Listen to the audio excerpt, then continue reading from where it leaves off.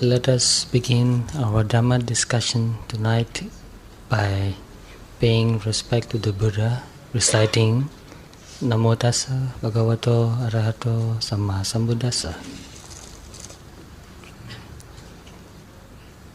Namo Tassa Bhagavato Arahato Samma Sambuddhassa.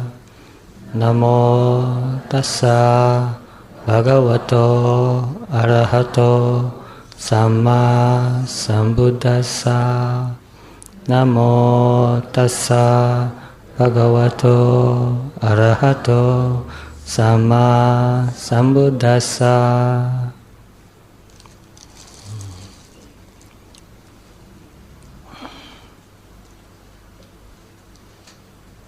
This is the third time I'm here. I hope there are some old friends here. We met before. Are there anybody here?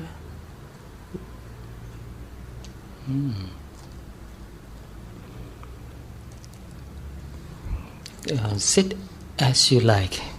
Make yourself comfortable.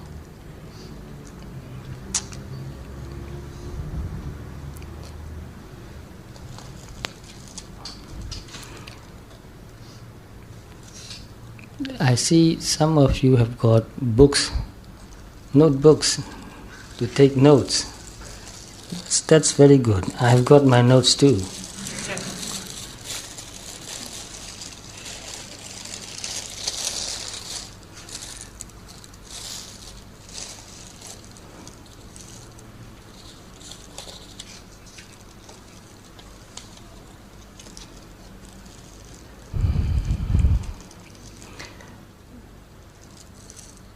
I like reading poems, so I found a poem which I like very much, and I would like to read the poems and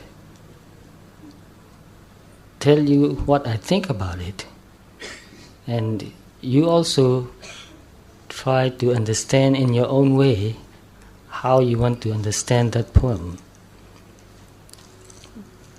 The title of the poem is very good. It is called Solitude.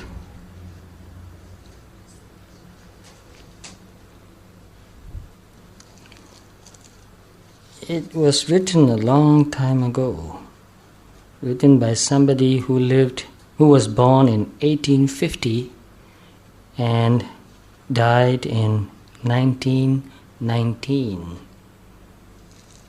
So almost 85 years ago.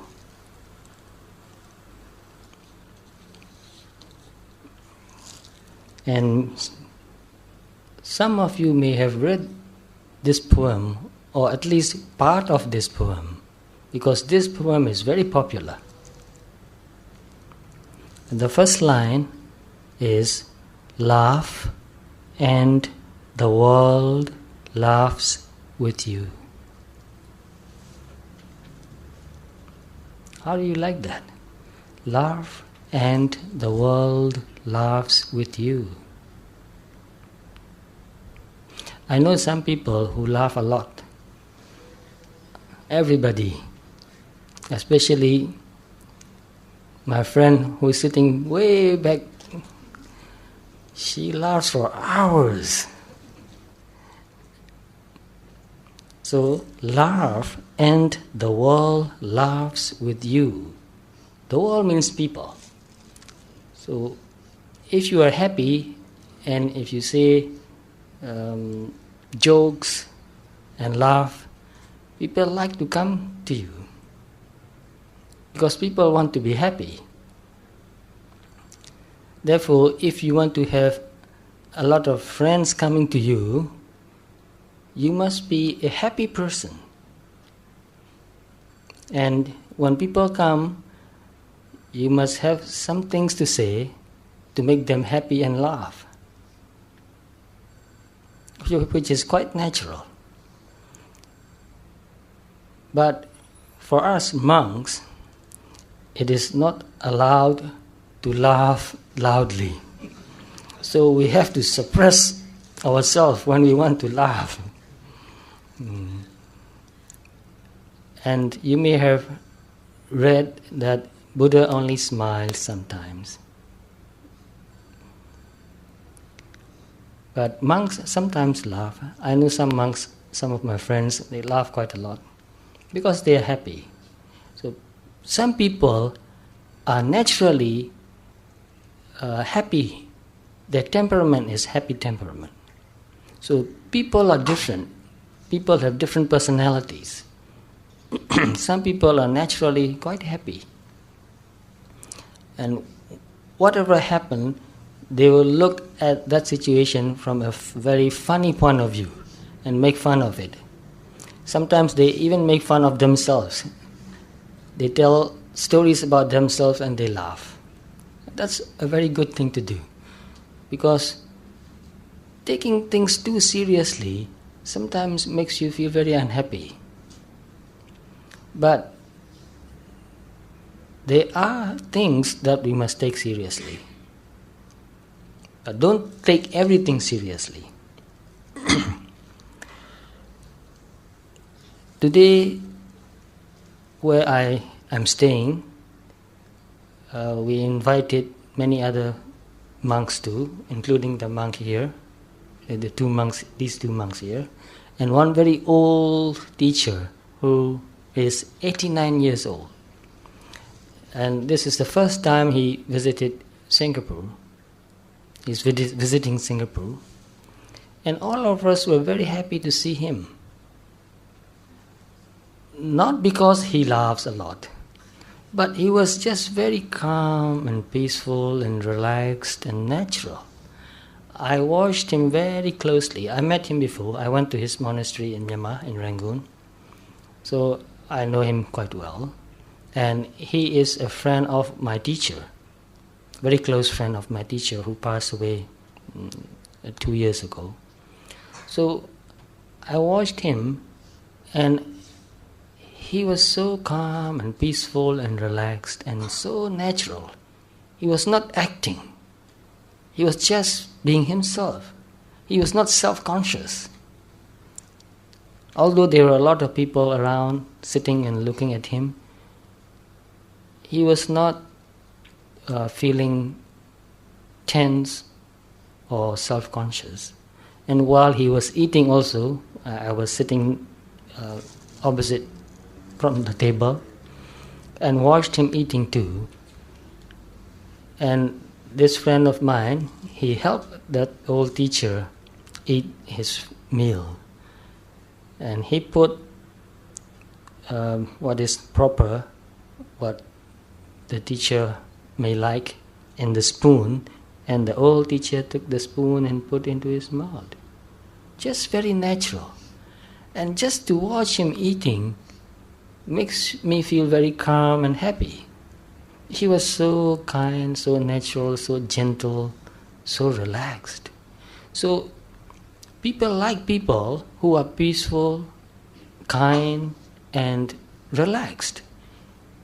If you feel tense most of the time, if you are upset most of the time, and if you are unkind, or if you complain too much about this or that, if you complain too much about people or situations, people feel unhappy. So they avoid you. So laugh and the world laughs with you is very important. It means be happy. If you are happy, then people will like you more, which is quite natural. If you don't want to be lonely, learn to be happy.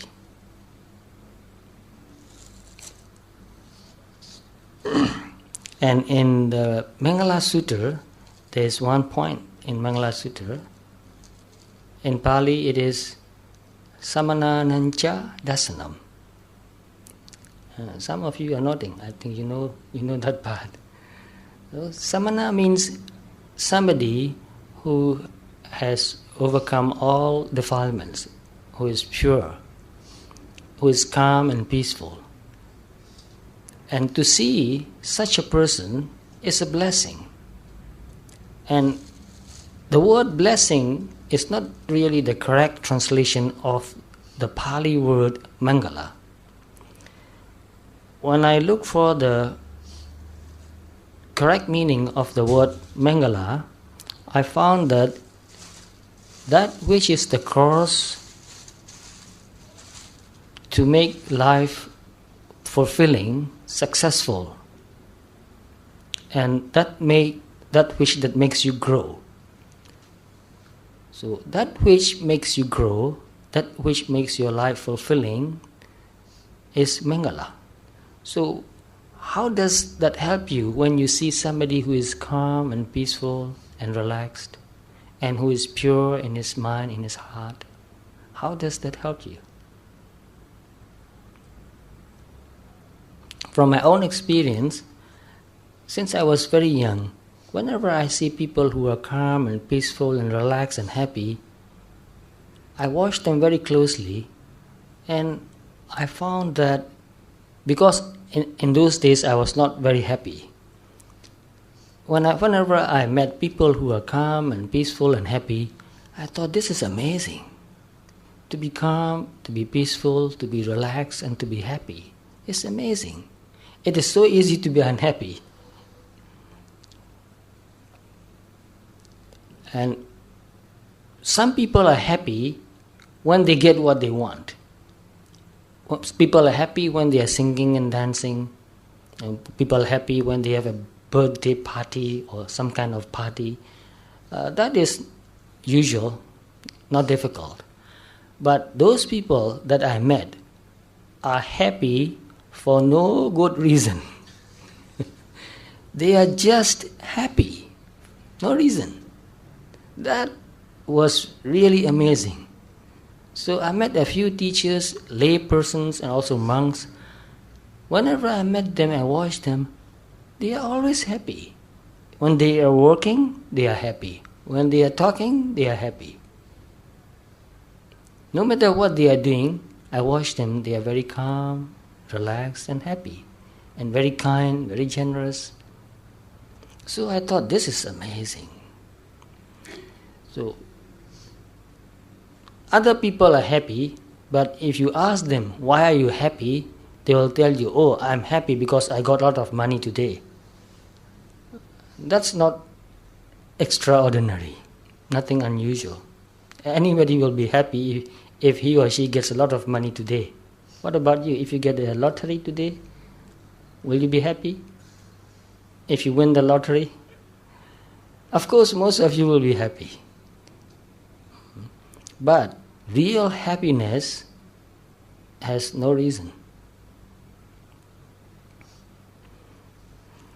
So, therefore, we must understand that there are many different kinds of happiness.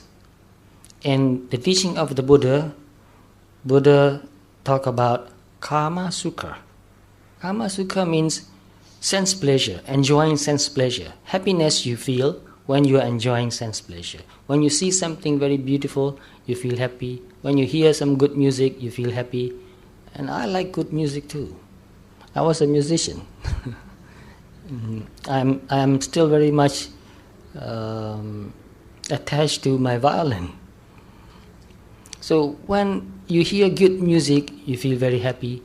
But sometimes when I hear music, I feel very sad too. But even that sad feeling, I enjoy that very much. Sometimes people enjoy sadness too. And when you get to eat what you like, you feel very happy. When you meet with somebody who loves you, you are very happy. So their happiness, which depends on situations and people. And Buddha also talk about jhana sukha. Jhana sukha means when you meditate, your mind becomes very calm and peaceful. Your mind stops thinking. Your mind becomes very concentrated. So you are not thinking about anything that will make you greedy or angry. So your mind is focused in one object and absorbed in that object. So when your mind gets to that state, you feel very happy too. So that is called jhana sukha. And there's another kind of sukha, which is vipassana sukha. You meditate and you look at your body and mind, and you see the true nature of the body and mind, and you develop wisdom. And that wisdom makes you become more mature, and because of that, you feel a kind of joy. So wisdom gives you joy. Wisdom also gives you security. So real security comes with wisdom. Without wisdom, no matter how much money you have, you will not feel secure. Because nothing is permanent. Everything changes. Whatever you have, you will lose someday.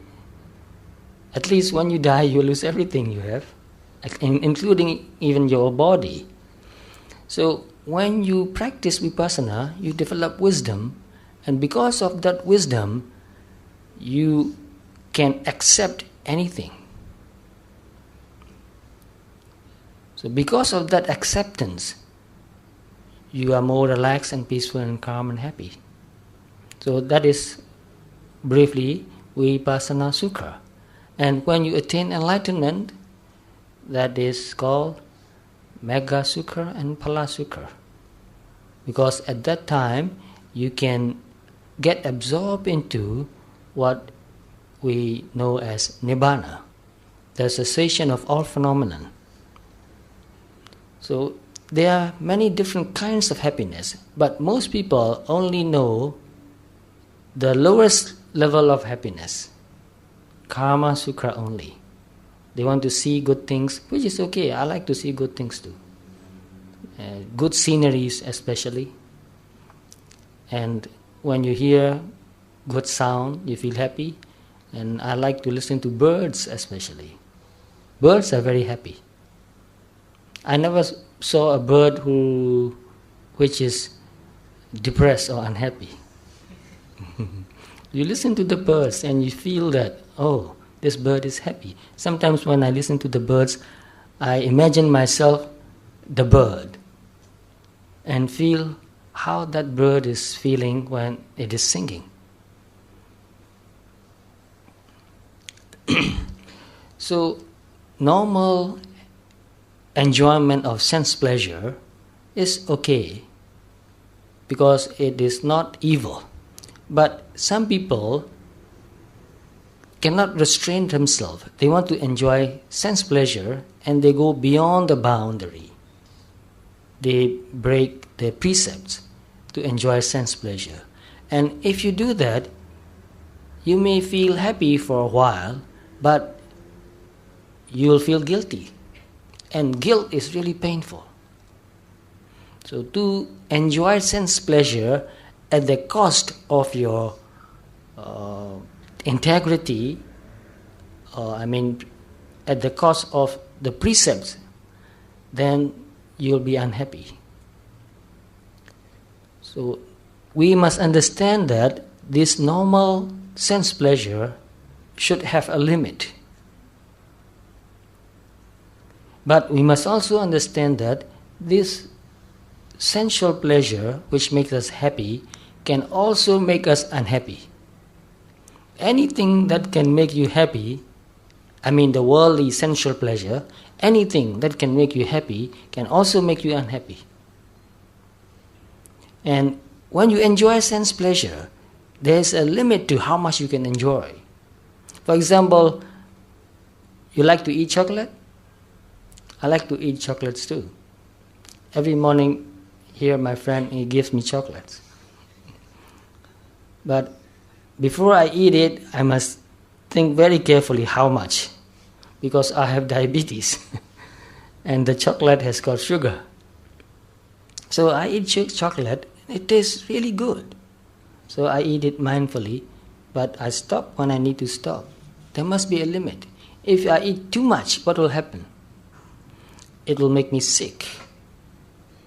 So no matter how tasty chocolate is, if you eat too much, it will make you sick and it will not make you happy anymore. So any other kind of sense pleasure, like music. If you listen to music for a few minutes, well, it will make you happy. But if you listen to that music for the whole day, then it becomes very painful. So, for me, the best sound that I want to listen to is silence. Silence is really not a sound, but you can learn to listen to silence too. And this is very important. We must train ourselves to listen to silence. So when I was younger, even now, whenever I get a chance, I'll go into the forest, find a nice and quiet place and sit there and listen to the nature, birds, wind. Sometimes even the birds not singing, it was very quiet. No wind, sometimes very quiet. And I will sit there and meditate, and the mind also become very quiet. So it's quiet outside and it's quiet inside. When the two comes together, then you really feel quietness. You can really feel it. The mind becomes so quiet and peaceful. So sensual pleasure, if you enjoy too much, it becomes painful. But the kind of enjoyment or pleasure or happiness you get from meditation is quite different. No matter how long you meditate, your mind becomes more and more quiet, more and more peaceful, and you feel more and more joy. And it doesn't make you tired. Sense pleasure makes you tired. It has a limit. But the pleasure or the joy you get from meditating doesn't make you feel tired. So we must understand that the range of pleasure or happiness we can enjoy must be big, wide range. Most people have very narrow range of pleasure. I noticed that some people enjoy the same thing. They have very narrow range.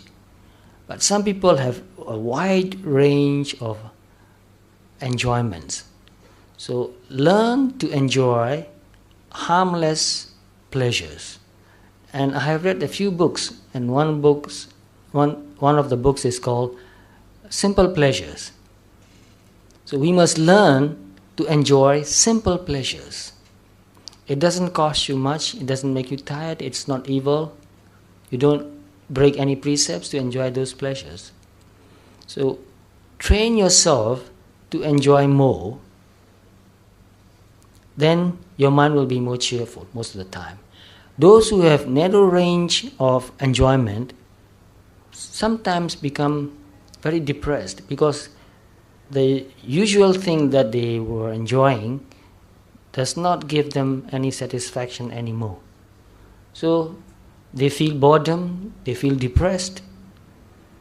So therefore, it is very important for us to learn how many different kinds of pleasures we can enjoy. So we must learn to enjoy pleasure. Because these days I notice many people who are depressed.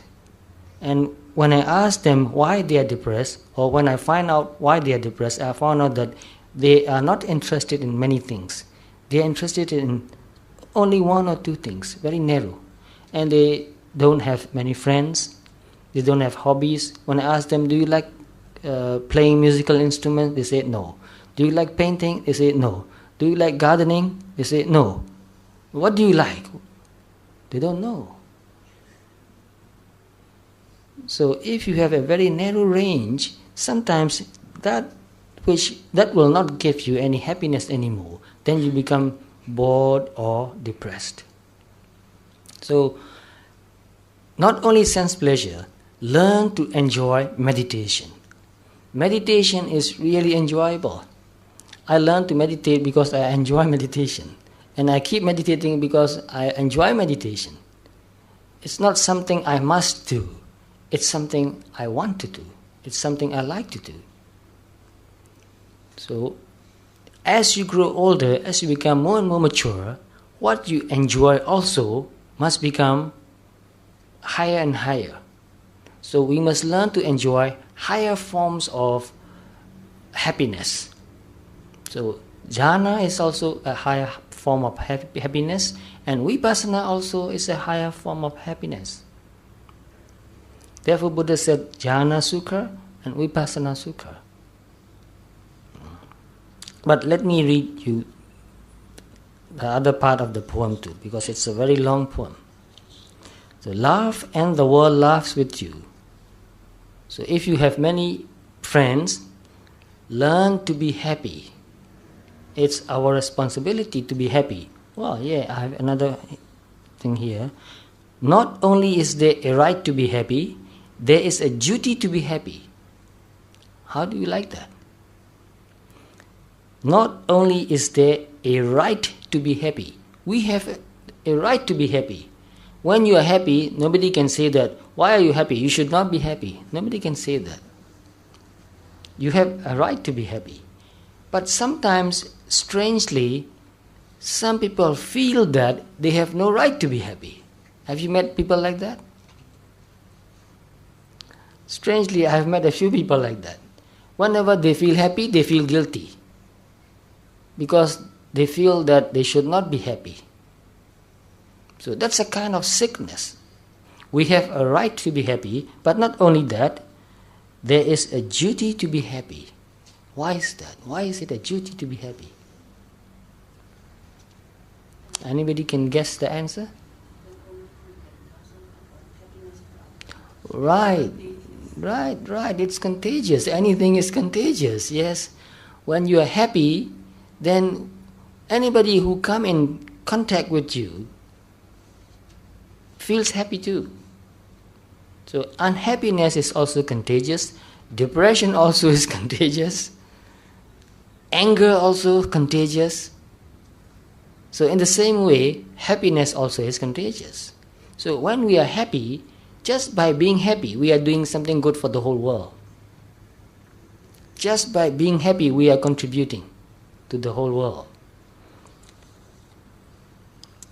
So, not only is there a right to be happy, there is a duty to be happy. So much sadness exists in the world that we are all under obligation to contribute as much joy as lies within our powers. So much sadness in the world. We see and we hear. Therefore, we must learn to be happy, and also we must help other people to be happy too. So that is one of our obligations, to contribute as much joy as lies within our power. So before we learn to help other people happy, first we must learn to be happy. So there are many things happening in our life. Sometimes good things are happening, sometimes bad things are happening. So when good things happen in our life, we feel happy. When bad things happen in our life, we feel unhappy. So our happiness depends on the outside situations. So it is very uncertain. But if you learn Dhamma and meditate, you'll find that your happiness depends less and less on outside situations. So then you'll find yourself happy without any reason. Like the old teacher I told you just now, he is just happy and very content, very relaxed and peaceful, loving, cheerful. Although he's 89 years old, when I looked at his face, seems like he is a child. He looks like a child, 89 years old, so innocent, so calm and so relaxed. So we must learn to be like that.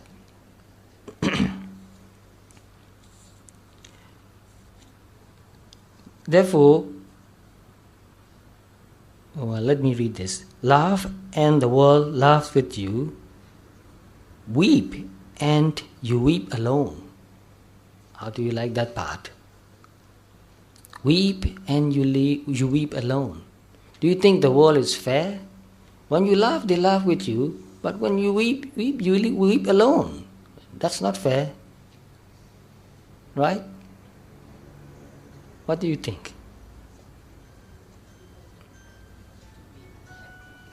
Yes, people don't like to be unhappy. So,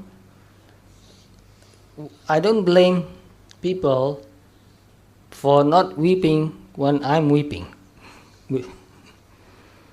But actually, when I'm happy, I want to share my happiness with other people. But when I'm unhappy, I don't want to let people know that even.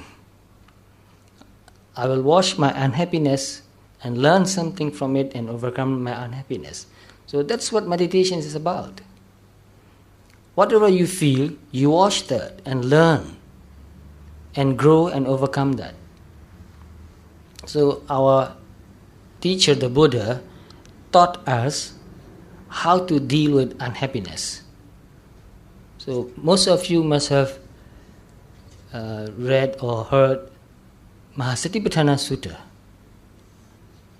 Yes, some of you have read. So in the introduction part of the Mahasatipatthana Sutta, the first line, what is the first line of the sutta? This is the only way. Yes, that's right. In Pali, ekayano ayam bhikkhave maggo sattanam visuddhiya. To purify beings. For beings to become purified, this is the only way. So, for beings to become purified really means for the mind to become purified. This is the only way. Because of greed or anger or pride or envy or jealousy, we feel very unhappy.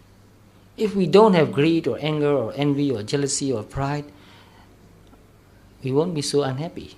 So it's the defilements, it's the greed, attachment, lust, selfishness, anger, frustration, pride, envy, jealousy. These defilements makes us very unhappy. So if we learn to wash these defilements and overcome these defilements, we will become very pure. Our mind will become purified. And when the mind becomes purified, it becomes very peaceful and very happy. So this is the only way for beings to become purified, for the mind to become purified. And soka pridevanam samate kamaya, to overcome sorrow and lamentation. So when we feel unhappy, we also feel sorry for ourselves. And when the unhappiness is too big, too great, we cry and we yell and we wail and we say, oh, how unfortunate I am. So even to overcome all that sorrow and lamentation, there is only one way. And that way is to be mindful, to wash our own mind and body. Dukkha domanasanam attingamaya. Pain, mental pain and physical pain also, to overcome all that. This practice of Satipatthana is the only way. Nyayasa adhigamaya means to attain enlightenment. And Nibbanasa Satchikriyaya means to realize Nibbana. This is the only way. So, when we are unhappy, naturally, we want to go to a friend and talk about our unhappiness. It's quite natural, it's okay. I do that too. I used to do that even more. So whenever I feel unhappy, I will go to a good friend and I will talk about my problems. Sometimes we sit and talk the whole night. But talking only doesn't really solve the problem. So later I learned meditation, and when I learned to meditate well, I found out that most of my problems just disappeared. Why? At least about 90% of my problems just disappeared. Do you know why? Because my mind stopped creating problems. I learned that lesson very early in my life. mostly we are unhappy because we are ourselves creating unhappiness. We are creating problems. The mind likes to create problems. It is a factory where it produces problems, mass production, every day. So when you learn to meditate and become calm and peaceful and develop wisdom, your mind stops creating problems. And this is very hard to believe, but do it and find out for yourself. Why do people who meditate become more happy and peaceful and cheerful? Why? They are just human beings like us. They have parents, they have children, they have husband, they have wife, they have friends, they have jobs. Well, they are just human beings like us. Why should they be happier? Because they don't create more problems anymore. They solve real problems, but they don't create imaginary problems. Most of the people create imaginary problems and they try to find imaginary solutions. Can you solve imaginary problems with imaginary solutions? You cannot, because your mind will create more imaginary problems. There's no end. But when you really learn to see what your mind is doing, when you become more and more aware of your thoughts, then you will see that you are thinking, and by thinking, you are creating problems. You are making yourself unhappy. And by talking about your problems, sometimes you make your family members and your friends also very unhappy. So we must understand that the defilements, the ego, creates problems. So when it cannot be happy, it will find something to be unhappy. Because in some cases, people get attention by being unhappy and sad. There are a lot of people like that. I know some people who are always telling that they will commit suicide. They'll tell their parents, I'm going to kill myself. They'll tell their brothers and sisters, I want to die. Because mostly they want attention, they want love, they want care. But to get that, they are using negative means. If you really want attention from people, be happy. People will come to you. They will listen to you. So we have good ways to get friends, to get attention, and we also have negative ways, bad ways to get attention too. But if we use negative means, negative ways to get attention, we hurt ourselves and we hurt all the people who love us. So never use any negative means to get attention from your family members and from your friends. Because in the beginning, when you complain about something, they'll believe that you really have the problem. But if you keep complaining, they'll give you advice and suggestions to overcome your problems. They'll help you to overcome the problem. But because you don't want to overcome your problems and just talk about your problems, after a while, your family members and your friends will become very tired of you. And they'll feel also helpless. They'll think that, well, I've been trying to help for a long, long time, but nothing really helps. Therefore, it's no use helping anymore. So this is a very serious problem, because I know many people who are going through this kind of problems. Even the parents sometimes become so tired that one old lady told her daughter, if you really want to kill yourself, don't talk about it anymore. Just go and do it. Because the mother was so tired of hearing the daughter saying, I want to die, I want to die. Why? So this is a kind of disease we are causing ourselves. So before we learn to develop negativity, we must learn to develop positive ways to feel happy. And there are many positive ways to be happy. So teach younger children to be happy in positive ways. And also teach very young children to meditate too. Just teach them to sit and meditate for 5 minutes a day. Or if they are older, encourage them to sit and meditate for 10 minutes, 15 minutes a day. Just to be able to sit and be quiet helps you a lot. So, do you know one scientist whose name was Pascal? There's a law, Pascal law.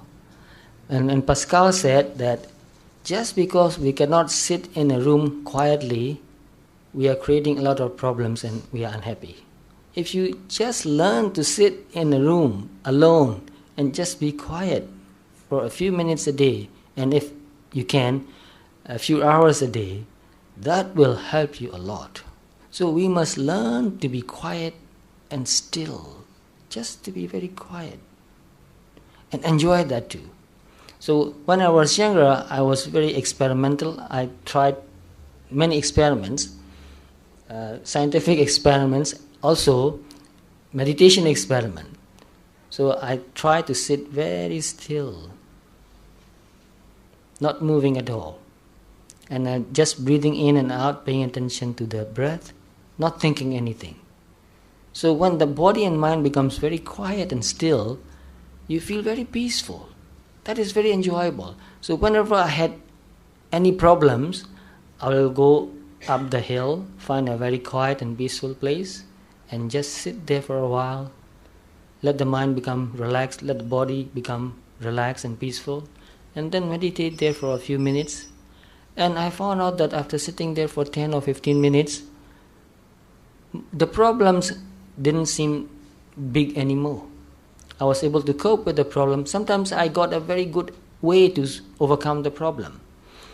So, there are many ways to overcome the problems, but one way to overcome the problem is to make your mind very quiet. Because when you are too agitated, you cannot find the best solution.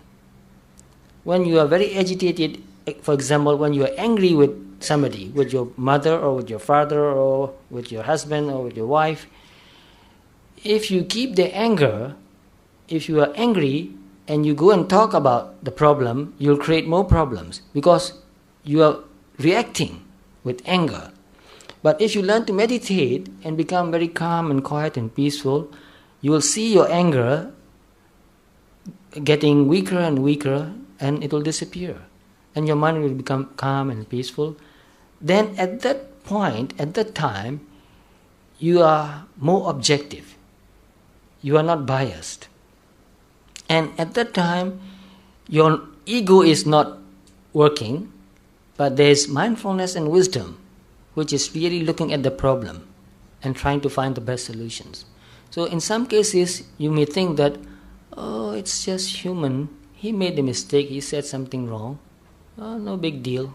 Not a big problem. But when you are egoistic, when you have too much pride, whenever somebody says something that hurts you, you will take that as a big insult. You will not take that as a mistake. Oh, he just made a slip. He just made a mistake. You will not think that way. You will think that he said that deliberately to hurt me. He is a bad person. He is evil. He is doing that intentionally. But when your mind becomes calm and peaceful, you understand that people make mistakes. And even if that person, whoever that may be, who hurts you, you will see that he is not mindful. He is not aware of what he is doing. Therefore, he said that. So you are able to understand and sometimes forgive. And you will find a good way to negotiate about the problem, so that both of you will understand each other better, and in the future there will be less problem. But if you react with anger, you create more problems. So Buddha gave us the practice of mindfulness to overcome all the problems. It's hard to believe that we can overcome all the problems. But if you really practice Satipatthana Vipassana, meditation, and contemplate or watch the body, the feelings, the thoughts, or anything that arises, you will see that it's just natural phenomenon, arising and passing away. There's no being, there's no ego, there's no self. And when you get to that point, when you overcome this ego or self, then problems become not important anymore. We take problems too seriously because we think that there's an I, there's the ego. So ego makes the problem bigger. When you are not egoistic, then you can see that problems are not so big. You don't take things so seriously. So, weep and you weep alone. How do you think about that? Do you want people coming and weeping with you when you are weeping? How many people do you want? Well, sometimes when one of our parents pass away, we feel very unhappy and we weep, and all the family members get together and weep. Well, it's okay for a few hours, and get over with it in a few hours. Don't go on weeping and weeping and weeping for months and months and years. It's no use, it's useless. And people will think that you are not really feeling it, you are just acting it. So when you are really unhappy, it is necessary to go and discuss about your unhappiness with a good friend who is wise. So how do we call a good friend in Pali?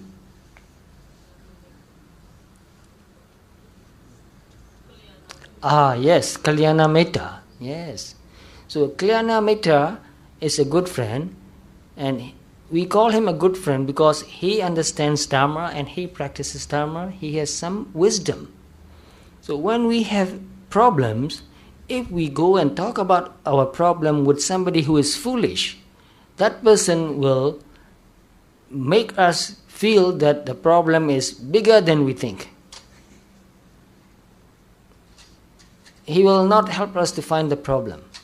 He will just make us feel that the problem is really big.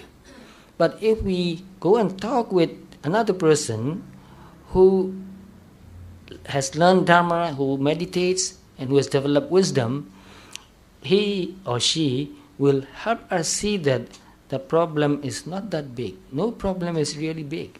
So I read another book by one American doctor, psychologist. I forgot his name, but I remember the title of the book. He said, "Don't sweat the small stuffs." Anybody heard of that book? Yes? And what's the second part of the book, the title?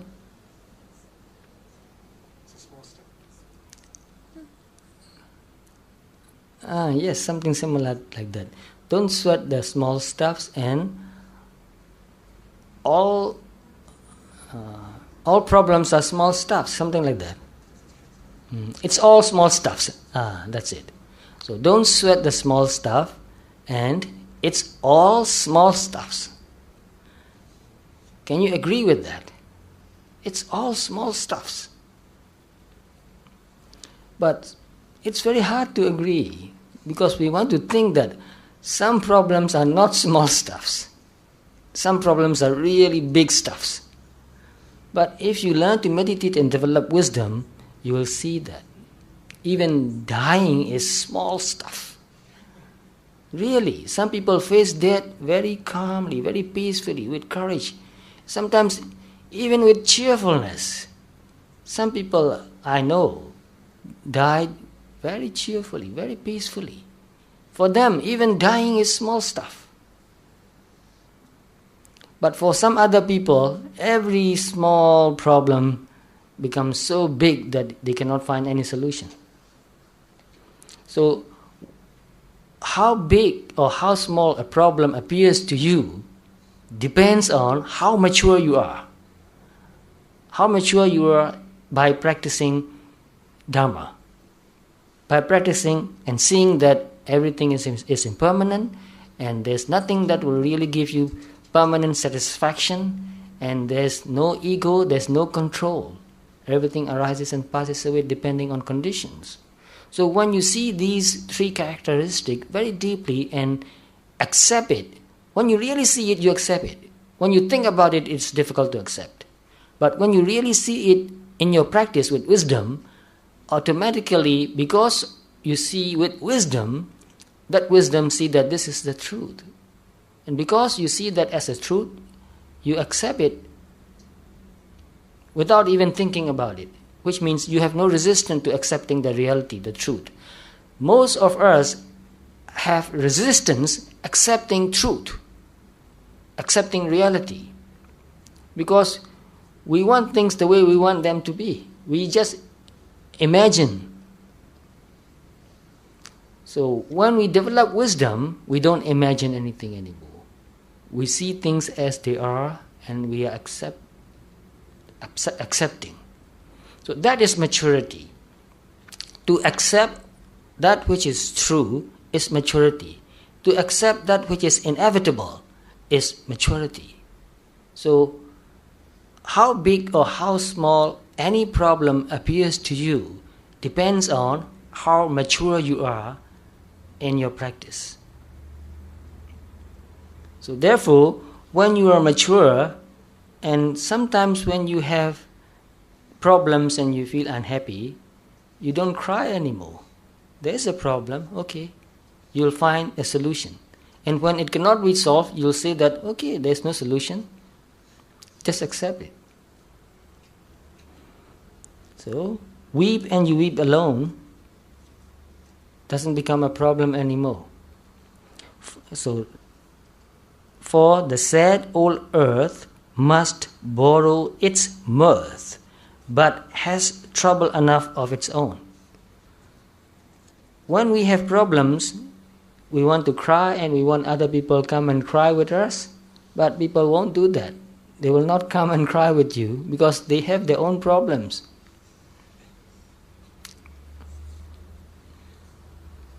So they don't want to borrow our sadness. No? For the sad old earth must borrow its mirth. Mirth means something that makes you happy and laugh. So people want to come to you and share your happiness, listen to you telling jokes. But they will not come to you to listen to your problems. Therefore, but has trouble enough of its own. People have their own problems. So don't blame people because they don't want to listen to your problems. And don't go and talk about your problems to those who are not mature, because it will hurt them quite a lot. If you talk about your problems, for example, if you are a parent and if you have big problems, if you talk about your problems to your children, the children will listen to your problem because they love you. They'll feel very unhappy, but they will also feel helpless. They cannot help you. So if you really want to talk about your problems, you must really find a person who is mature. And in the West, they have psychotherapists where you go, to whom you can go and talk about all your problems. You can cry if you want to cry, but you have to pay $100 an hour. Therefore, they call that paid friends. But if you have real good friend, Kalyana Mitra, you don't have to pay. You can go and ask for advice. But that friend, because he is a good friend, he is a Kalyana Mitra, because he has practiced Dhamma, he will not cry with you. He will listen with you with compassion, with calmness, and he will give you good advice. Sing and the hills will answer. Oh, I met one lady here in Singapore many times when I went to walk in Jurong, Bukit Batok Nature Park. And many times I saw her and heard her singing. And whenever I saw her and heard her singing, it made me very happy. And just yesterday or the day before yesterday, 2 days ago, we met her again and we greeted her Because she is such a happy person, just to see her makes us happy. So sing and the hills will answer. So in the Bukit Batok Nature Park, there's a cliff. They took part of the rocks away and they made a pond there, very beautiful pond, and there's a beautiful cliff. If you sit near the cliff and you sing, what will happen? You'll hear the echo coming back to you. So, sing and the hills will answer means that you will hear the echo. Sigh means S-I-G-H, sigh. When you feel unhappy, you take a deep breath and you just let out the breath. That's sigh. Sigh, it is lost on the air. You will not hear an echo. It will not come back. It will not answer. It is natural. So whenever we feel something unhappy, we must learn to look at that unhappiness. At first we will feel that I am unhappy. But if you keep looking a long time, you will see that there is no I, but there is unhappiness. Unhappiness is real, but there is no I. It's the mind thinking about a problem, thinking about something, some situation which the mind is not satisfied with, which the mind cannot accept. Therefore, the mind gets unhappy. So unhappiness is natural. And when you can see that this is just unhappy mental state without an I, it is easier for you to work with it. So whenever any problem becomes attached with ego or I, it becomes too big. But whenever you can see that there's no I, there's no ego, but there's just sadness, it is easier for you to work with that sadness. So when we practice vipassana, we learn to watch everything that happens in the body and in the mind as a natural phenomenon. It is real, it is natural, but there's no ego involved.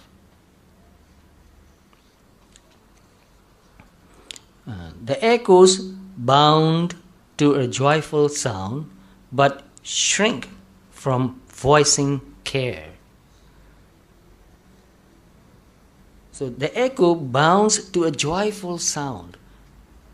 So when we are joyful, we laugh, we sing, and we will hear the echo from the hills. But shrink from voicing care. But if we voice care, which means if we talk about unhappiness, there will be no echo coming back. So sometimes we blame people for not being unhappy because we are unhappy, when we are unhappy. Sometimes we will think that, oh, he or she doesn't care. Look how unhappy I am, and she's quite happy. She's laughing. She's happy.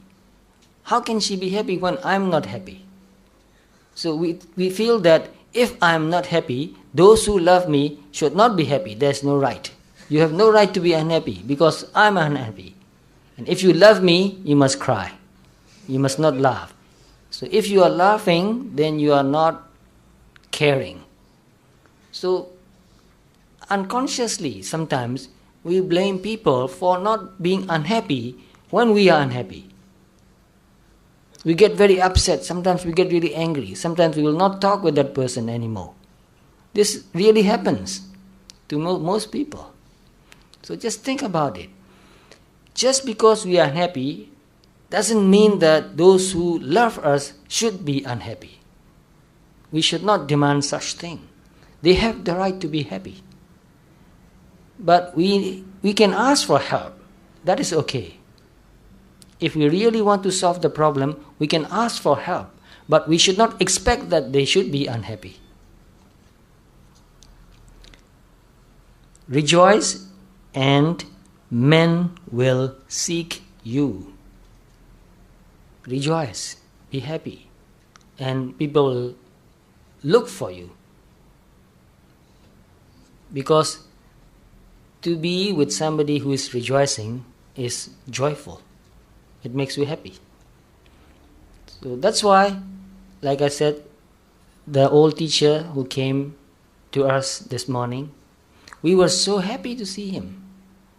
Everybody was so happy to see him. Even we were talking until just an hour ago about how happy we were. And that lady who invited that teacher, she was so happy today. She was very excited. She can't even sleep. So to meet somebody who is cheerful, who is calm and peaceful, makes you very happy. And also it gives you hope. If he can be so happy and peaceful and relaxed and natural, I can also. And that's what I learned from my teachers too. I watch my teachers. They are so calm and relaxed and natural, not imposing. They are not acting. Just very simple. And I watched them and I told myself that I want to be like them. Just natural. Just simply happy. So to be happy is very simple. We are making happiness very complicated. We think that we need something to be happy. We don't understand that we don't need anything to be happy. This is quite difficult to understand, but once you learn that, then it will be very natural for you to be happy. You will be just sitting and doing nothing and be happy.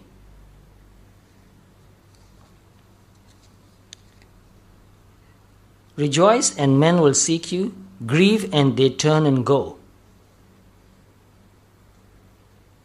So if you don't want to be lonely, you must learn to work with your own problem, to work with your own sadness, and to overcome that by practicing Dhamma. There's no better way to do that.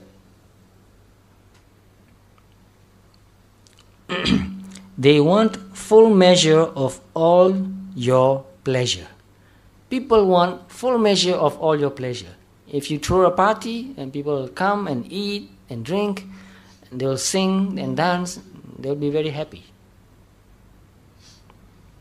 But they do not need your woe.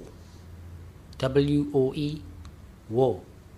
They do not need your woe. So we should not blame that people don't need our sadness. We should not blame that people that they don't need our woe. This is natural. So do you want to give happiness to people or do you want to give unhappiness to people? What do you want to do? We want to give happiness, yes. So if we want to give happiness, we must learn to be happy. And when we are unhappy, we must learn to find the best way, a good way to cope with that unhappiness and to overcome that happiness. And Buddha gave us this way, the only way to overcome pain and sorrow and unhappiness. Be glad and your friends are many. Be sad and you lose them all. Friends are terrible.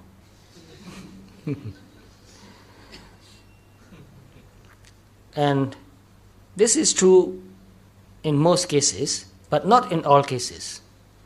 I think there are friends who will be with you when you need them, when you are really sad. But you must also be responsible to do something about your own sadness. If you think that, or if you demand that, your friends are responsible to make you happy, and when they cannot do that, they'll feel guilty, they'll feel upset, they'll feel helpless, hopeless. So some people will go away when you are sad, but some good friends will be with you when you have problems, when you are sad.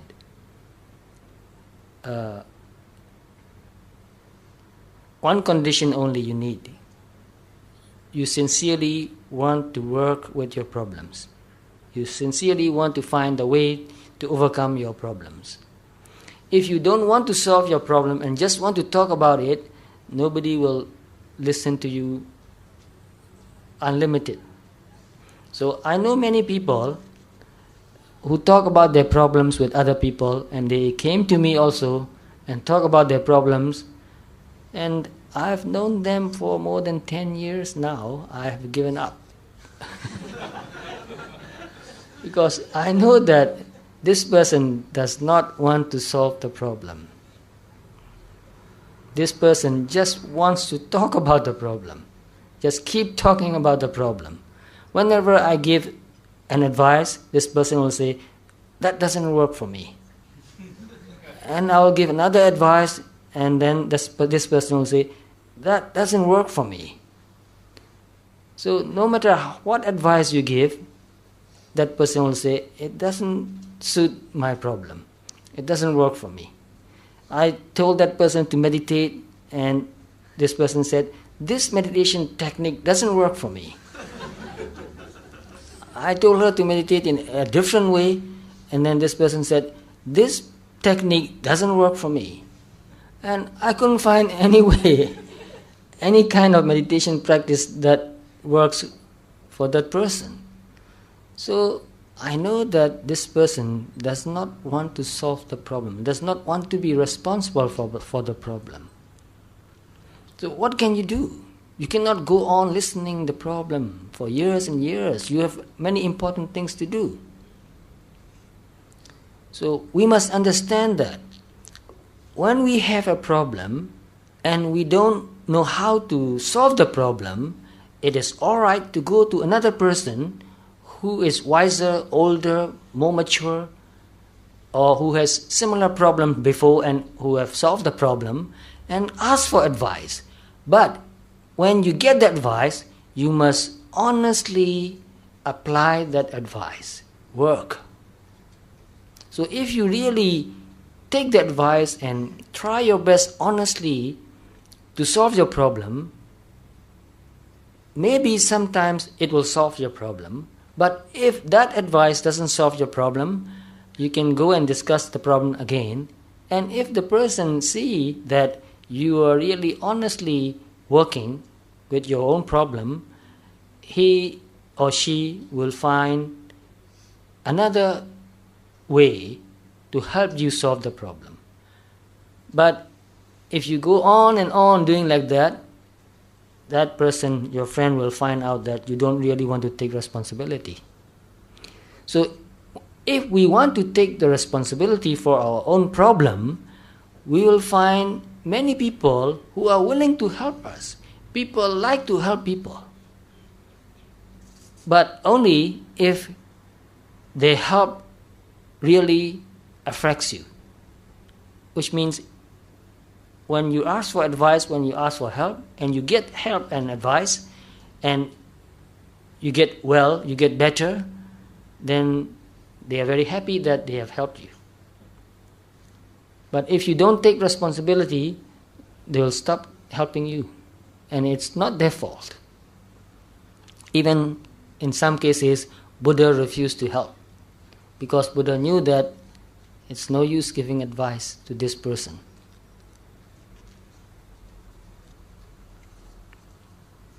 Be glad and your friends are many. Be sad and you lose them all. There are none to decline your nectared wine. Nectared means sweet, like honey.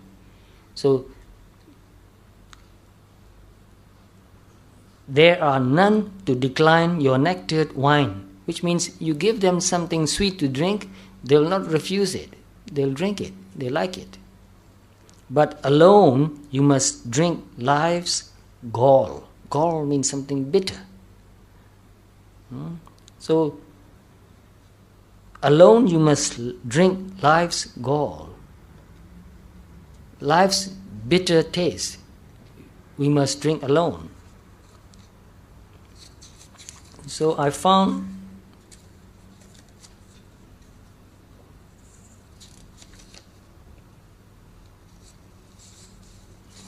where is that?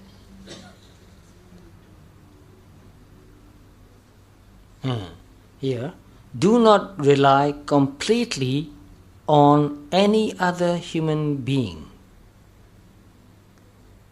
We must think of each word.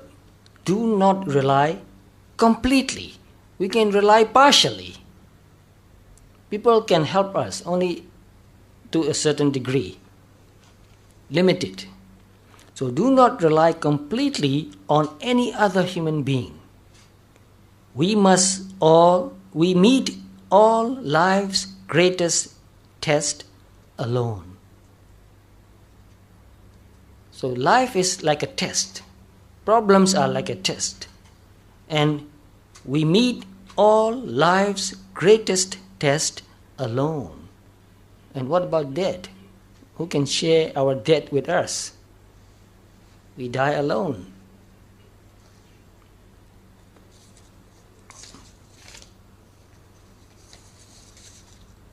Feast and your halls are crowded. Feast means you have a big party with a lot of good things to eat and drink. Then your hall will be crowded. Fast and the world goes by. Fast means not eating. So if you have nothing to eat and you are fasting, they will not come to you. They will go to some other place where they can find something nice to eat. Succeed and give, and it helps you live. So we must work hard and succeed and give. Even as a monk, we have to work hard to learn Dhamma, to practice Dhamma, and then we give the gift of Dhamma. So each of us must learn to do something well, to succeed. And in that way, we can help other people to learn and to succeed too. So if you are a teacher, you can help your students to learn. If you are a doctor, you can help your patient to get well. And if you are a monk and you have learned Dhamma and practiced Dhamma, you can teach other people to practice Dhamma. Succeed and give, and it helps you live, but no man can help you die. No man can help you die. We must die alone. We must learn to die. So practicing meditation is learning to live and also learning to die. It's one thing. Learning to live and learning to die are the same. So if you have learned to live well, you have already learned to die well. So if you want to live happily, learn how to die well. And if you learn to die happily, learn how to live well. Those who have not learned to live well will not die with happiness. So some people who have lived their life fully, who have developed all their good qualities, and when the time comes for them to die, they accept death. They know that it's part of life. Dying is part of life. So without any regret, they can die very peacefully. So I gave a talk on death once, a long time ago, and I told them that death is a change in lifestyle. It's just a change in lifestyle. People think that death is the end of everything. It's not the end of everything. It's just another change. So we must learn to live well, and if we have learned to live well, to live fully, to make the full use of our good potentials, then we will not regret when we know that we are dying. We will feel happy that we have done our best. So many times I told myself, if I were to die today, how would I feel? And, well, I don't want to die today. But if I have to die today, will I feel regret? Many times I ask this question to myself very seriously and honestly. And although I do not want to die, I feel that if I have to die today, I will feel that I have not wasted my life. I really feel I have not wasted my life. I have learned, since very young I have learned a lot, and I have learned Dhamma, I have practiced Dhamma, and that is not the end of everything. So even if I die today, and because I have not finished my practice, I will go on practicing in my next life. I believe that, because I practiced in this life. I learned to practice Dhamma in this life, and in the same way, I will learn to practice Dhamma in next life. So I will keep practicing. So life is just a change in lifestyle. Maybe in next life I will live a different lifestyle. In this life, my lifestyle is the lifestyle of a monk. There is room in the halls of pleasure for a long and lordly train. Train means a long line of people. So lordly means very grand. So there is room in the halls of pleasure for a long and lordly train. So in the hall of pleasure, when you walk, there will be many people around you and behind you walking with you. But one by one, we must all file on through the narrow aisles of pain. But when we are in pain, each of us must walk alone. So that's the end of this poem. So these are things that we must go through in our life. So these are also lessons.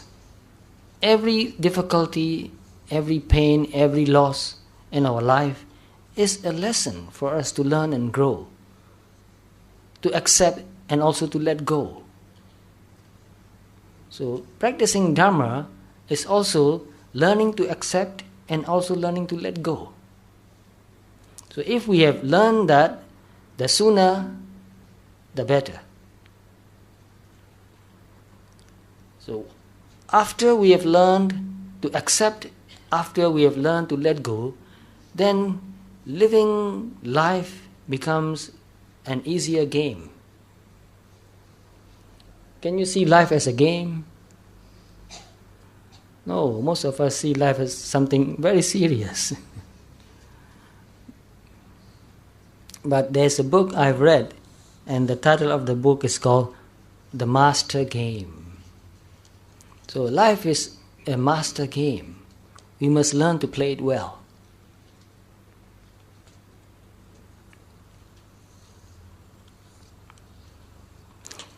So that's the end of the discussion of this poem, and also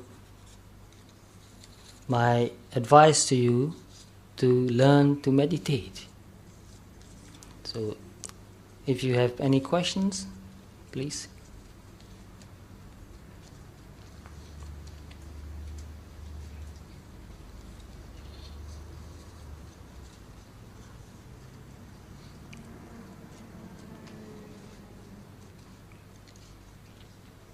Yes?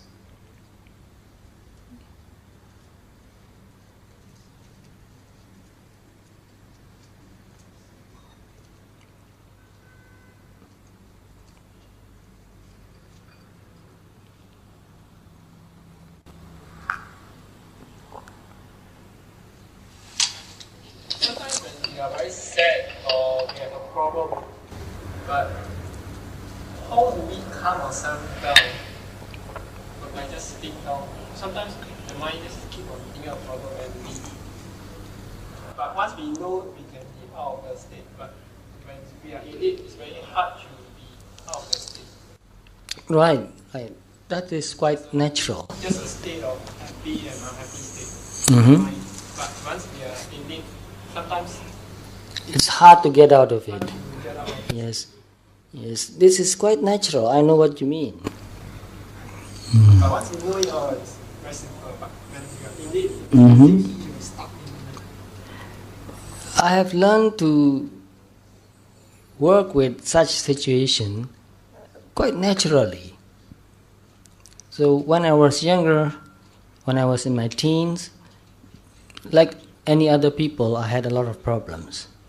Problems with my parents, problems in school, and also my father passed away when I was about 15 or 16. I had a lot of difficulty. I had to work. I had also to go to school. And there were so many problems. Sometimes I got very unhappy and depressed. Sometimes I read a good Dhamma book. Because I like reading, I have read many books. I know a lot about books. So sometimes I have many books, so I'll take one book and read it. Sometimes just reading a Dhamma book gives me a very clear understanding of how to see the problem and how to work with the problem, how to cope the problem. So the easiest way is to read a good Dhamma book. That's my experience. And another way of getting out of that kind of problem is, like I said before, to go and talk with somebody who is mature, who has practiced Dhamma and who is practicing Dhamma. Because that person can very gently guide you. And you know that this person is calm and strong. So to be a good friend, you need to be very strong. Because if you are weak and somebody come and tell you his or her problem, you get overwhelmed with your friend's problem and you don't know how to help your friend. So, like a doctor, doctors are not allowed to operate on their own family members. Why? Yes, because you are emotionally so involved that you cannot stay calm. When you are operating, you need to be very calm. So therefore, when a person is in a position to help another person with a problem, this person must be very strong and keep his equanimity, his calmness. So when you have a problem, choose the right person with whom you can discuss about the problem. The right person. If you go and talk about your problem with the wrong person, you will get into bigger trouble.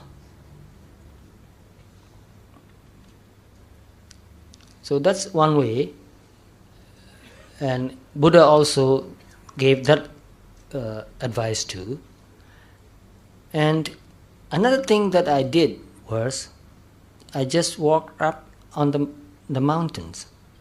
I like mountains very much. I always talk about mountains because mountains have become such a big part of my life that I can't live without thinking mountains. So wherever I go, I'll climb mountains. I've been to Korea last month, and just 2 weeks ago I came back from Korea. Korea is more than 70% mountains. So I climb many mountains.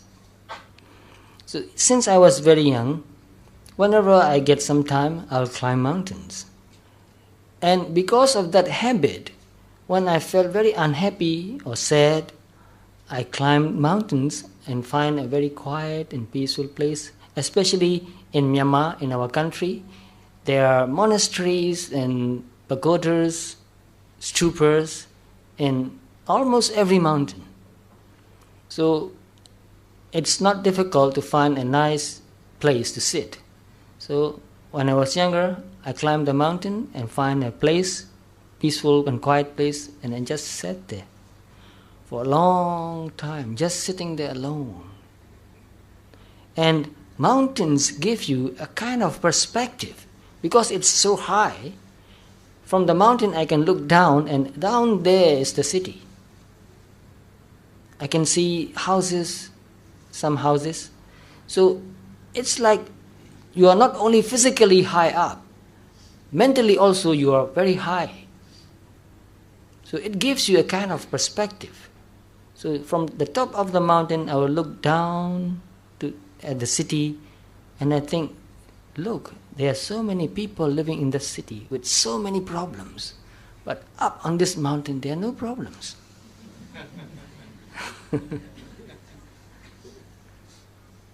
It's hard to talk about it, but I felt it very deeply. Where does the problem come from? So just sitting there for a long time made my mind very calm. And somehow I got enough strength to go back, to face the problem.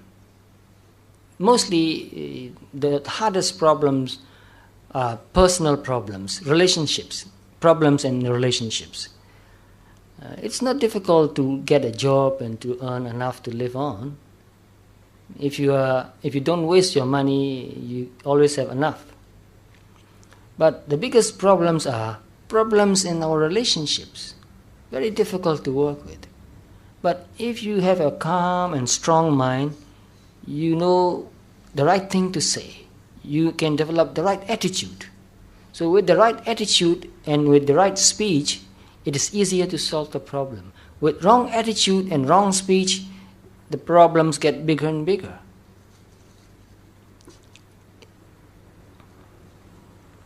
And later, when I learned to meditate, I found out that that's the best way to deal with the problems.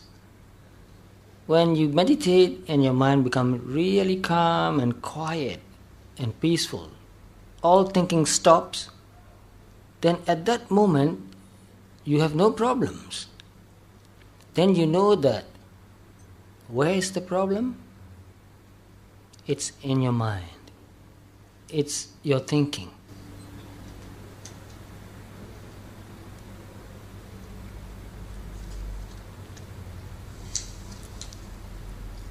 Yes. I know it's a great blessing that you are here with us tonight.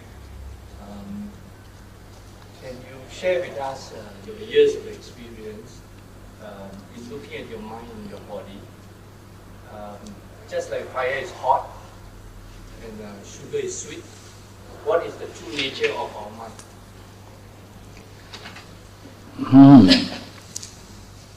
Well, there's a verse in the Pali text. I will recite the Pali. I know most of you do not understand Pali language. But anyway, I just love to recite this Pali Gatha because it means so much to me. It's very deep in meaning. Buddha said, Pabassaramidam bhikkhave chittam. Bhikkhave means monks, because whenever there are monks and other people, Buddha used this addressing the word bhikkhave. So Buddha said, this mind is glowing, it's shining.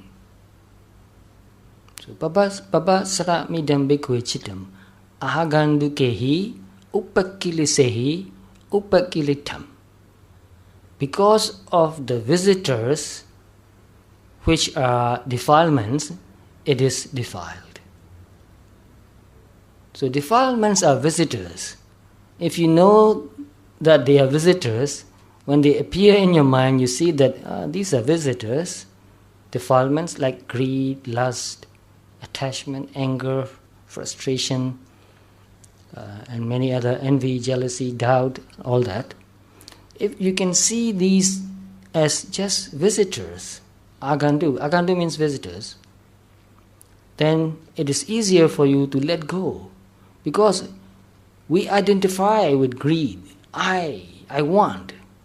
When you think that I is you, yourself, and you want that something, it is very difficult for you to overcome greed.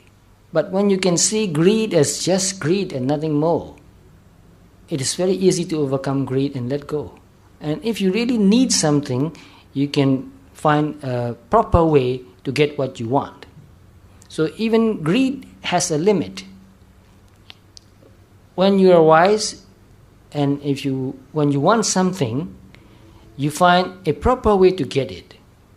But when you are not wise, when you are foolish, when you want something, you don't think of whether it is proper or not. You just go and get it anyway. So with wisdom, you can work with greed or anger or envy or jealousy and overcome all that.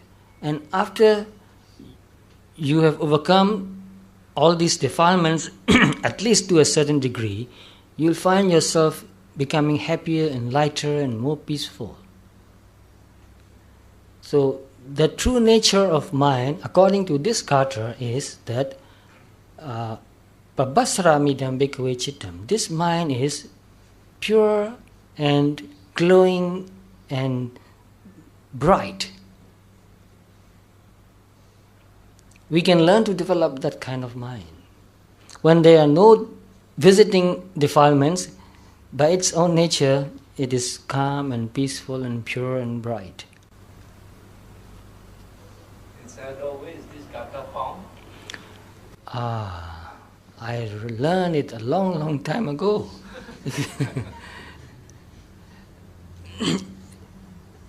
Didagaya meni bare. Arigata be Pali doma shiba le. Babatrami dan bhikkhave siddha. Agandukehi upakilitehi upakilitam. Tibiro meni bi. Dhammapada. Dhammapada? Which verse? You can get Dhammapada and read through it and you find it. So this Kata means a lot to me, because I believe that naturally we are good. Sometimes we do things that are bad, but that doesn't mean that we are bad. I think naturally we human beings are noble beings. We love goodness, we have goodness. We only need to acknowledge that and develop that goodness. And the more we develop our good qualities, the happier we will become. And the more freedom we will have. So, to be free means to develop all our good potentials, to develop all our spiritual potentials. Mostly people talk about freedom. When they talk about freedom, they mean political freedom. And it is very important too. I understand that very well. But although there are people who are living in countries where you can do anything you like, and you can even cheat and get away with it, that doesn't mean that they are really free. So real freedom happens when you have developed all the good qualities you have. So there's a simile that I've found which I like very much. When a seed becomes a tree, it becomes free. When a seed remains a seed, it is not free. So the seed of goodness, we are born with all the seeds of goodness. Many seeds: loving kindness, compassion, truthfulness, honesty, mindfulness, concentration, wisdom, many good qualities we are born with. But most of us have never really planted the seed and make it grow into a big tree. So they remain seeds. So if we want to be free, we must grow all the good seeds we have.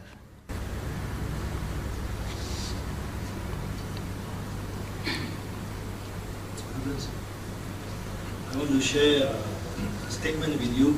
Yes, then please. maybe with your insight you can expound this statement and see how we can benefit from here.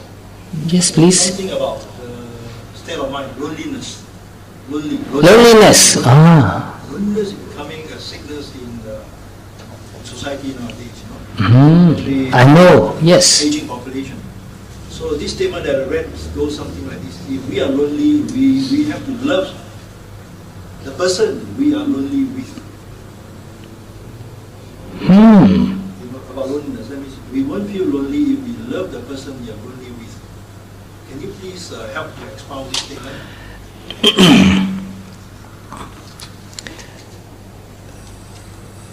In the first place, do you agree with this statement? Yes. What you mean is, even when we are with other people, we still feel lonely sometimes. Sometimes we are alone, we also feel lonely. Yes, sometimes we are alone and you feel lonely too. So, even when we are with many other people, in our family sometimes we feel lonely at home. And why do we feel lonely? Loneliness is a problem. This is true. I know that it is becoming bigger and bigger. And because of loneliness, people do many things to overcome that or to cover that. So why do people feel lonely? I noticed that especially people who live in big cities are feeling more lonely. I know I've traveled to many different places, and those people who are living in small towns or small villages are less lonely. I don't mean they are not lonely, they are less lonely. But people living in big cities are more lonely, and especially those who are very rich. Why? In small towns and in small villages, people depend on each other. They work with each other. They cannot be totally independent. Life is connected and related. They are not self-sufficient in a way. They cannot ignore their neighbors.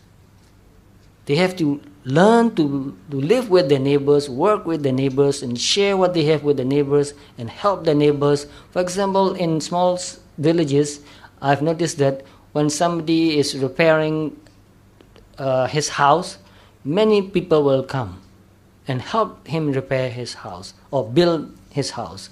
And or somebody pass away, the whole village will come to do whatever they can to help the family. So people share their life with other people. So they are not totally independent. They don't have freedom in a way, but they are related with each other. And because people have common experience, whenever they have something or a problem, they can talk about their problem with their family or with their neighbors. So people can understand each other, understand each other's problem and help each other too. But those people living in big cities have more freedom, and in many cases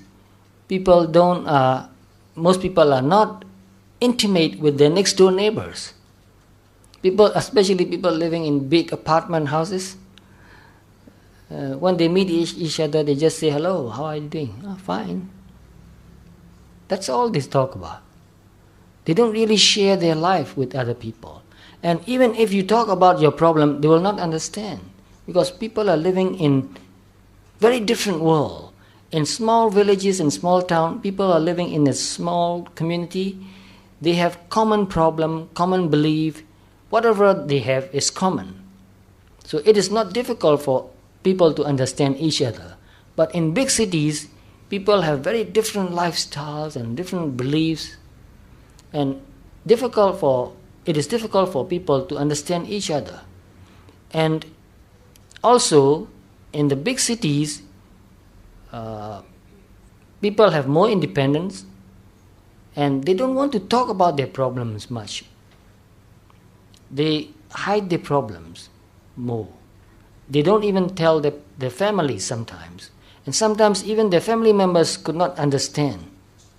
So this not understanding each other or not being able to talk about your feelings with other people makes you feel lonely.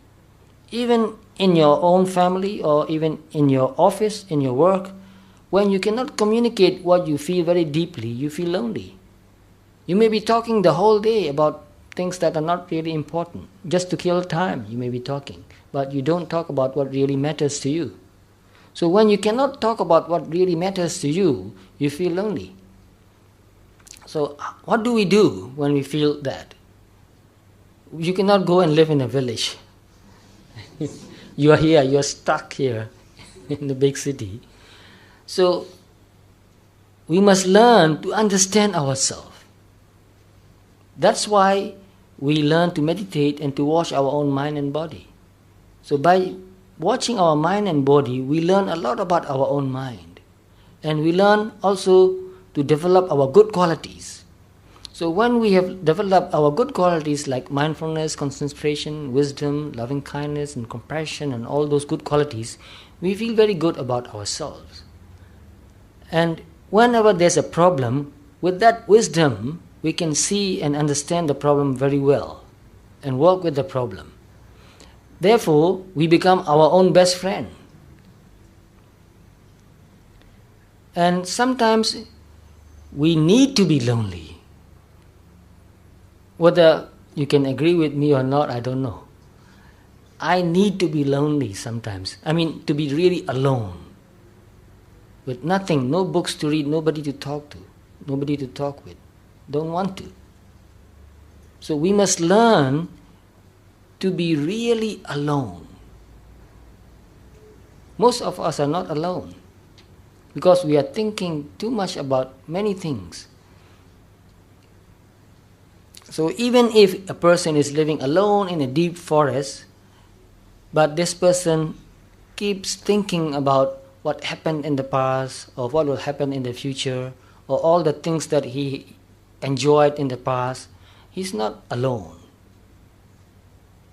But when you stop thinking about the past and about the future, when your mind becomes really quiet, then you're really alone. And if you learn to love that kind of mind, then it's not a problem for you to be alone anymore. You love it. It's very useful for you. Necessary. If a person who don't meditate, friends who don't meditate, how to apply by saying the word love the person you're lonely with? How to love the person who is loving ourselves when we're lonely? How to apply this loving ourselves? You know what I mean? Yes. How can we apply by loving ourselves? Because okay, let's say we know how to meditate, we can sit quietly and meditate. But for a person who doesn't meditate, we cannot tell him to meditate. So in the worldly sense, how we tell the person to love himself? How? Oh, yes, I know your question. And before answering your question, I want to mention a few things about meditation. When we use the word meditation, it seems like most people have the idea that it is something very difficult or very unusual for people to do.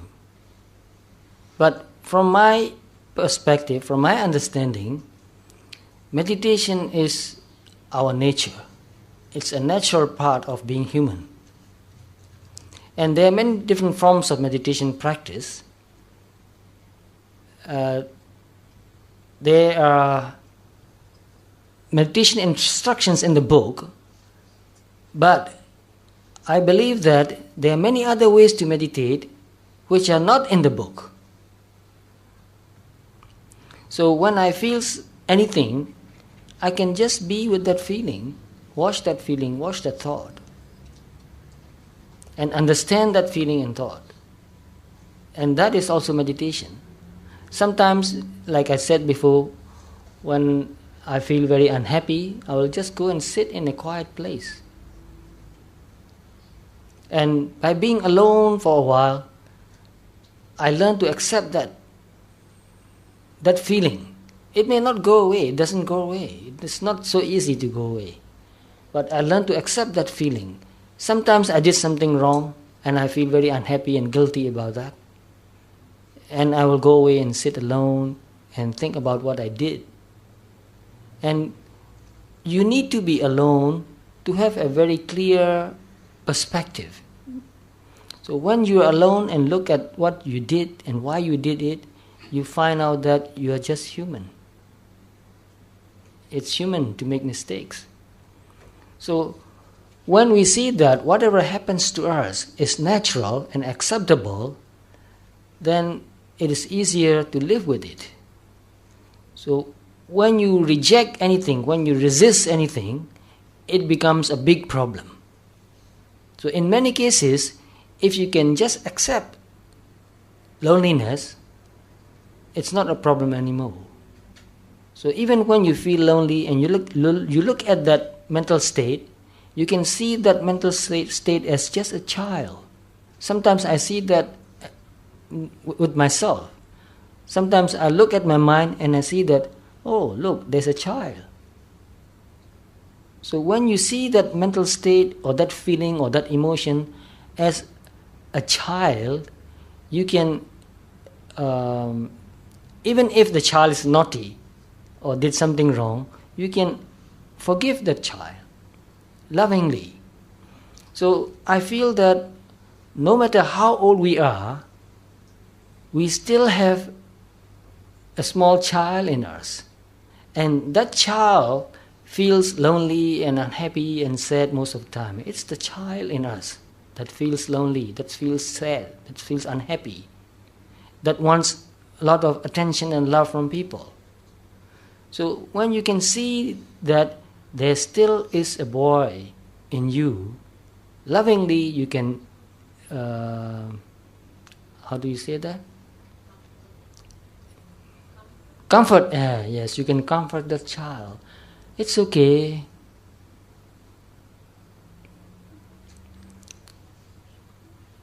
So there's a psychological theory which is called transactional analysis. Have you heard about that? No? Yes? No? So somebody heard about that. So in that theory, they say that we have a parent in our mind. And we also have a child in our mind. And I think that's a very good way to see it. Very practical and natural way. And very beautiful. When you can see it that way, things become easier to understand. Sometimes we have our own mind punishing us. Nagging. Oh, you have done something wrong. You are naughty. You are bad. Wash that mind. That's our parent.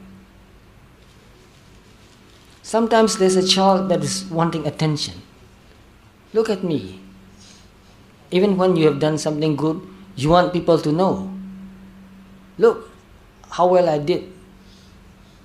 So we want attention. You watch that child. The little child wants attention. Sometimes the child is crying, sad, feeling lonely. You watch that mind. There's a child. You don't blame the child. Lovingly you watch that mind.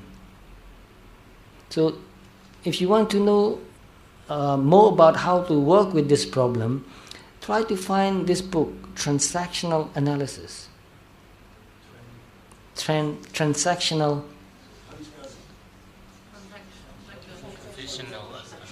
Transaction, yes. Transactional analysis. Thank you. People see a picture from your side. Yes, it's very true. I think the parent and child relationship, this is something I heard first time. In us, I feel in me, there's a very old man and there's a very young boy too. And I love both. Without the old man, I'll make a lot of mistakes. But without the young boy, my life will be very boring. It's the young boy who enjoys everything. More than 30 years ago, somebody asked me a question.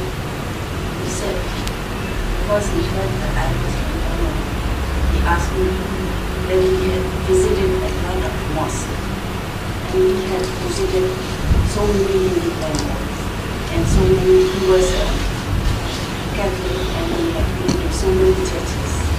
But when he went to Burma, whether he went to a monastery or whether he visited children of God, he said he felt the serenity and peace of mind. Why was it so? I could not explain it to him.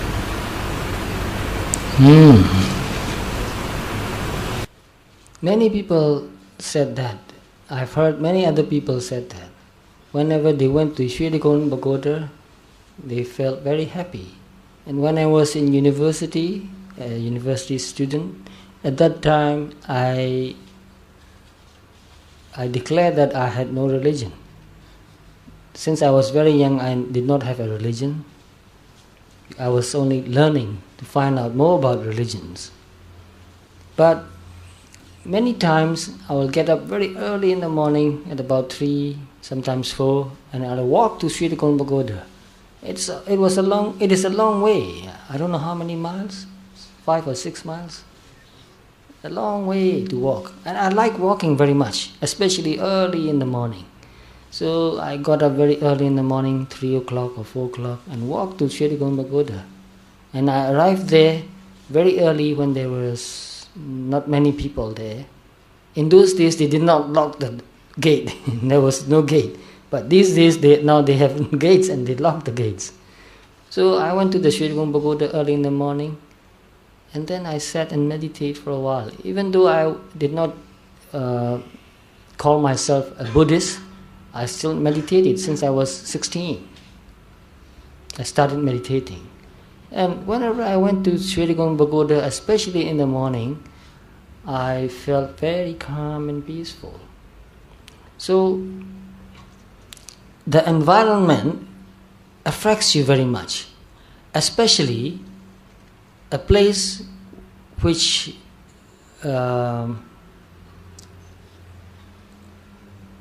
has meaning, spiritual meaning, affects you even more.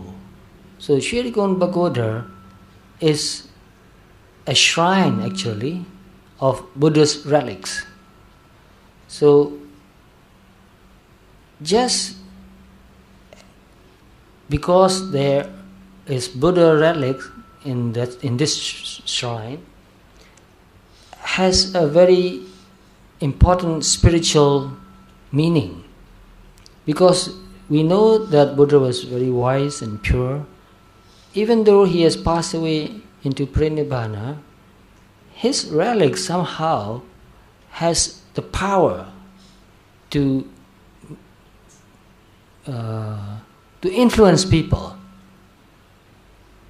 So I think that's the reason. And also, when you go to Sri Tikon Pagoda, those who come to the pagoda come there to meditate or to pray or to recite some Pali sutras. So they come there with their spiritual qualities. So they do not come there like when they go to the market. So the motivation for them to come to Sri Tikon Pagoda is not greed, not anger. It's devotion. It's to express their love and kindness and gratefulness to the Buddha, and to meditate and to cultivate spiritual qualities. So these people's mental states also affects you. And even then, even when there are nobody at all in that place, because this place has been so saturated with that kind of spiritual qualities, when you go there, you feel very calm and peaceful. And you expect to be calm and peaceful too.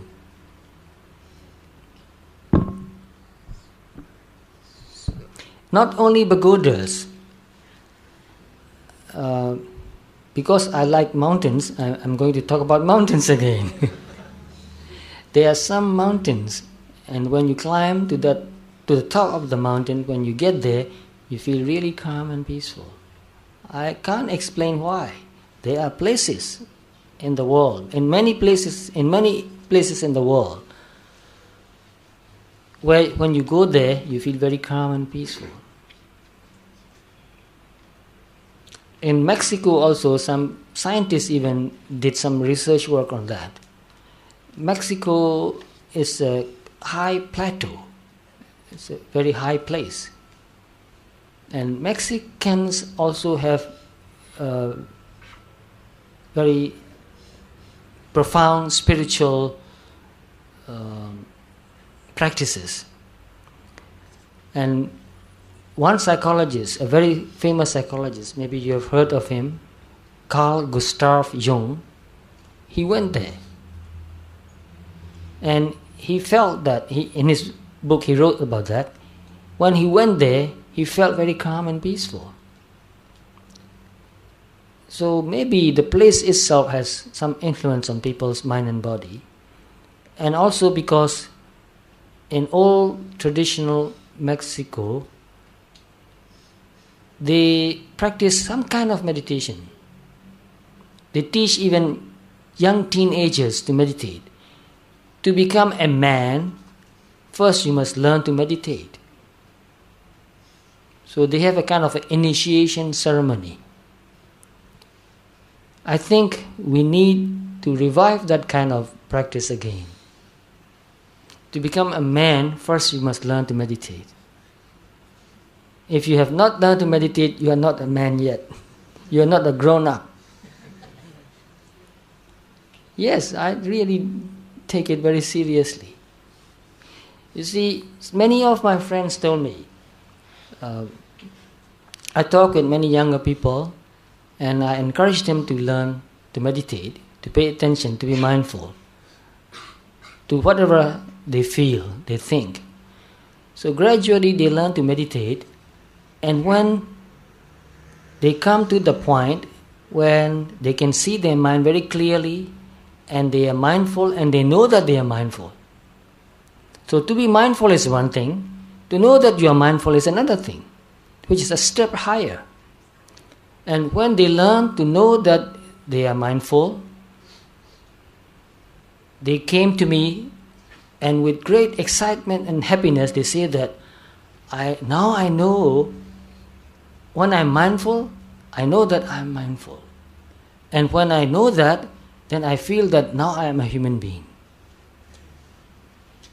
So very young, these students are very young. They are in their late teens when they said that. So this is not my word. These are not my words. These are their words. They say that when I know that I know, when I'm mindful and I know that I'm mindful, then I feel like I've become a human being. So this is very important. Mindfulness is our unique human quality. Animals don't have that quality. Only human beings can be mindful. But most of us never develop that qualities. So, to be mindful means you have developed spiritually very high. And to know that you are mindful is even a step higher than that. So animals cannot do that. And not all human beings do that, although they can if they try, if they practice. So you will feel for yourself when you become mindful and you know that you are mindful, you will feel a kind of energy, a kind of power in your mind to know that you are mindful. To be mindful of mindfulness gives you strength, gives you a kind of power, gives you courage, gives you clarity. And it really makes you a human being. So most of us are only potential human beings. Not really developed. So, excuse me, it's getting late, so can we have the last question for Seattle? Oh. Yeah, before we close the session. Can I take the last question? Yes, yes. I'll ask the last question.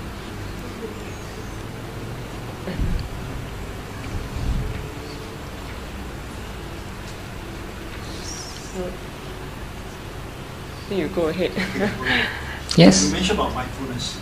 Yeah. You see, there's such thing called habits. Habits. Habits. That means we do. Breathing could be a habit. That means we breathe, we're not aware of breathing. Mm-hmm. I'm not sure about mindfulness. Can it become so much so a habit that we are not aware of mindfulness? It becomes natural. So when that stage comes... I know what you mean. Yes, yes. We have the potential to be mindful, and even though we have not developed mindfulness, we are mindful to a certain extent, in a lower degree. For example, when you are driving and you see the traffic light becomes red, you stop your car because you know that the traffic light has turned red. If you are not mindful, you will not know. You are mindful, you are paying attention to the traffic light, therefore you know that it has turned red. So you stop your car. So we use mindfulness in our daily life, but just to get things done. But we can use the same quality of mind to look at our own body and mind, just to turn around that mindfulness and look at what is happening in our body and mind. And if we develop that kind of mindfulness which is aware of the body and mind, we will know a lot more about the body and mind, how the mind affects the body and how the body affects the mind, and all the thoughts and emotions arising in our mind. So mindfulness is not trying to control anything. It is not trying to create anything. It is not resisting. It is just paying attention, just paying pure attention. So if we do that long enough, it becomes a habit. Sometimes we forget to be mindful, but mindfulness will come back automatically, spontaneously, and we become aware of what we are thinking or feeling. And after that, like I said just now, we become aware of that mindfulness again. Mindfulness of mindfulness. Then mindfulness becomes very powerful and very strong, very clear, very pure. Before that, although we are mindful of what is happening in our body and mind, we are not aware of that mindfulness itself. So we feel that I am mindful. But when you are aware of that mindfulness again, then you can see that mindfulness is mindful. There's no I. And then you feel a kind of freedom too. Because whenever we feel that there's an I, although it gives us some sort of energy too, still it doesn't give us freedom. But when we can see that it is not I who is mindful, it is mindfulness that is mindful, and even mindfulness is mindful of itself, then there's no I anymore. There's freedom. And that can become what you said, like a habit. So no matter what you do, there's mindfulness in the background all the time. Even when talking, there's mindfulness there. I'm not trying to be mindful, but mindfulness is natural. So that's a very important and good question. So we have to form these habits. Yes. To that. We have the habits. We're not there yet. Right. Yes.